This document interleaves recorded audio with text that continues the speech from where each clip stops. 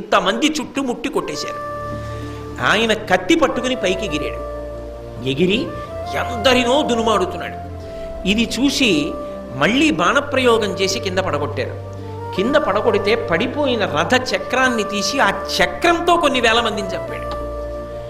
ఇక సాధ్యం కాదని అందరూ కలిసి ఏదో ఒక క్రూర మృగం పొదలో దూరితే అన్ని వైపుల నుంచి బాణాలు వేసి కొట్టి ఎలా చంపేస్తారో అలిసిపోయి నెత్తురోడుతున్న పిల్లవాణ్ణి అధర్మం అని కూడా చూడకుండా మొత్తం కురువీరులందరూ చుట్టూ నిలబడి అన్ని వైపుల నుంచి బాణములు వేసి కత్తులతో పొడిచి చంపేశారు.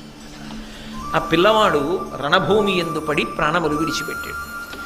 ఛీ అని నిరసించారు ధర్మం తెలిసిన వాళ్ళందరూ.